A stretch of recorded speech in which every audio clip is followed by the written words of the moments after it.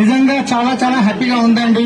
So ఎందుకంటే ఒకప్పుడు ఈ బిజినెస్ లో రావడానికి ముందు శంషాబాద్ ఎయిర్పోర్ట్ లో క్యాబ్ నడిపించి సొంతంగా తర్వాత ట్రావెల్స్ బిజినెస్ పెట్టి దాంట్లో 24 లక్షల అప్పులు అయిపోయి ఇంకా అప్పులు కట్టలేని పరిస్థితిలో సూసైడ్ చేసుకుందామన్న వ్యక్తిని, కానీ ఈ వెస్టీజ్ అవకాశం వచ్చినప్పుడు నేను కూడా ఫస్ట్ టైం నమ్మలేదు.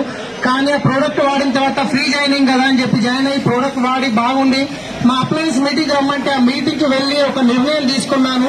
ఆ నిర్ణయం తీసుకున్న తర్వాత ఇది నాకు సరైన అవకాశం, నేను ఇక్కడ చేయొచ్చు, నాకు ఒక ₹1,00,000 వస్తే చాలు ఈ బిజినెస్ లో అని చెప్పేసి నిర్ణయం తీసుకొని కష్టపడ్డాను. చాలా మందికి చెప్పాను, చాలా మంది నమ్మలేదు.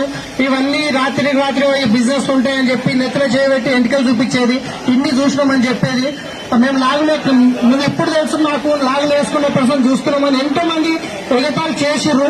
కానీ నేను వాళ్ళ మాట నమ్మలేదు. ఈ ఆపర్చునిటీ ఇచ్చిన వాళ్ళు మా అప్లయన్స్ మా విని